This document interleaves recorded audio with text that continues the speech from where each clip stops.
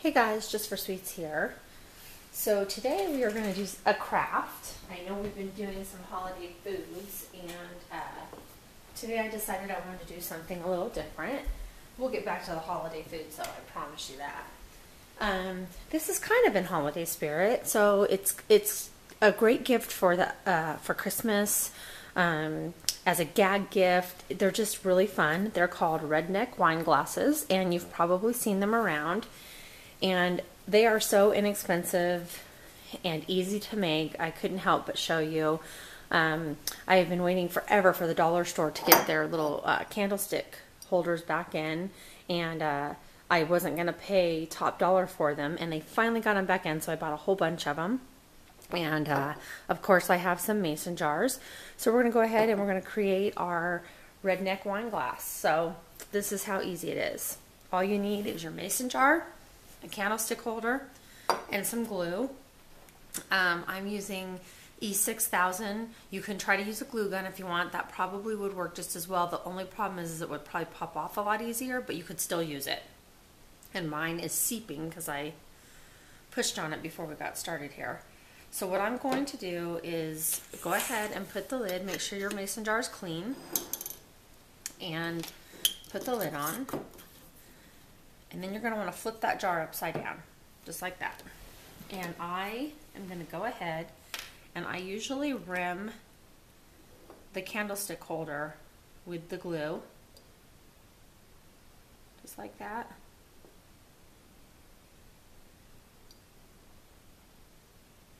Get a good coating of it on there. And this stuff, the only problem with this stuff is it takes a little bit longer to dry, where the hot glue dries much quicker.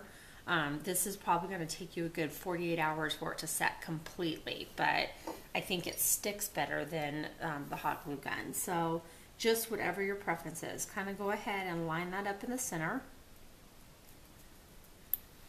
And you can flip it this way as well to make sure it's standing just the way you want it. So it pretty much is. I think that looks good. Go ahead. Uh-oh. There goes all my... They just fell. I must have set them on the edge of the table. That was all my candlestick holders. I hope they're not broken. That was dumb of me. Right onto my tile floor. That's a big crash. Well, hopefully they're fine. I hope so. I did just kind of set them on the edge of the table. Okay, so another blooper for our morning, huh? Okay, so let's get back to this. Go ahead and just set that on there and make sure, like I said, that it is where you want it set. Then I usually let it dry in that position. But you can kind of flip it back and forth because you want to make sure that this isn't sinking and not lining up. So usually, you know, if I come home, at least with the E6000, if I come home tonight after work, I can look at it, flip it over, and if it's not lined up, I can still kind of get it to move around a little bit. And I want to do that because I want it to be level. And this stuff takes a little bit longer to really set in, so that's why I can do that. So I'm going to go ahead and I'm going to rim this for extra support, because you want to be able to use these glasses, right? Put your wine, put your sweet tea, put your soda, whatever you want to put in this. But they're a great gag gift. I did have someone that bought them. Her son, it was a joke for his wedding, and she bought a set of 4 of them. And then I have another client that buys them. His wife likes to use them as candy dishes around their house. And so I have all different sizes. I have some that are martini redneck glasses. So basically it's just a really small mason jar. And then there's the giant ones, you know, that you can use, like the quarts. You can use all different sizes and just have fun with them. But his wife uses them as candy dishes around the house. So that's a really great idea as well. So we're going to go ahead and we're going to let this little guy just sit here and dry. And like I said, if you're using E6000, it takes about a good 48 hours to be completely set. I wouldn't trust it before that. Glue gun will glue right away. Usually takes no more than 5 or 10 minutes. So you can use a hot glue gun. Your only problem is that it doesn't have as much support. It can pop a little bit easier, but it doesn't mean you can't do it. You just have to re-glue it if it comes apart. I've seen it done both ways. So we're going to let this guy dry for 48 hours. Tonight when I get home from work, I'm going to flip it over and make sure it's level. Move it around a little bit more. Like this one keeps unleveling, and I just did this one last night, so I have to really keep an eye on this one. In fact, this one I might even have to stick a toothpick in there so it dries the right way. I don't know why it doesn't want to set the way I want it to, but it's almost dry. It hasn't been quite 24 hours, but I'm going to show you what I did with this one to make it more in the holiday spirit. So there is this one all done.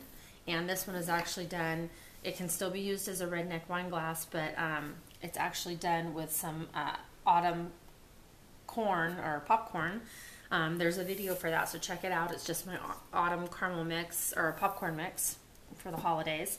I filled it with that, and this is also in my decorative jar. I had a decorative jar already done, so I figured I'd use that. And that's really fun for like the girly girl who wants to drink her wine or have her drink. And you can have them at parties, because now if everybody has a different jewel or charm on theirs, you don't need those wine charms that go around the bottom of the glass. So go back and check out how to decorate a mason jar video and see how to do this. It's very, very simple. It's not like it takes brain science. And then the last thing I'm going to do is, if I were going to sell these in the boutique, which I probably will, I'm going to go ahead and I'm going to kind of just rough this up a little bit. And I'm not going to do a straight line. These are just my crimping shears. And you can get these at a sewing place or a scrapbook section. I'm just going to kind of do a rough little thing here. These are my tags. You've seen these in past videos.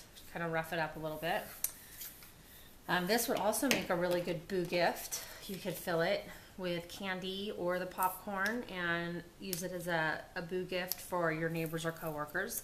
And all we're going to do with this is we're going to write down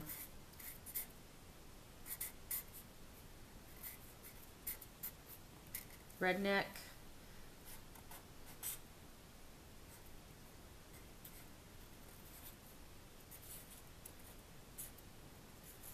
wine glass. Okay, so we just want to make a little tag to put onto our glass. Now obviously when they use these they're going to take this off, but for displaying purposes and selling purposes I'm going to put that on there for the people that aren't quite sure what a redneck wine glass is. And loop this through just like we do on our mason jars. Just loop a rubber band right through. And we're going to go ahead and you would stick this either right here around the top, which I'm just going to do because I still have to flip this over and let it even out a little bit, and have it displayed like that. Or if you're giving as a gift, it's good to put the tag. You can rough it up a little bit if you take some tea bags, wet them down, and just use a little bit of the tea like from the bag. Use just the bag and kind of go around the edges and make it real dirty. You can do that as well.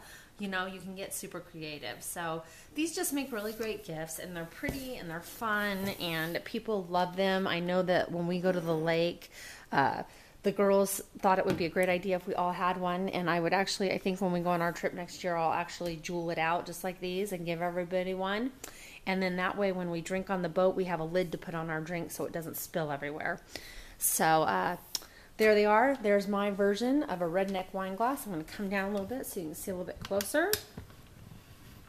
There you go. And you can see it there.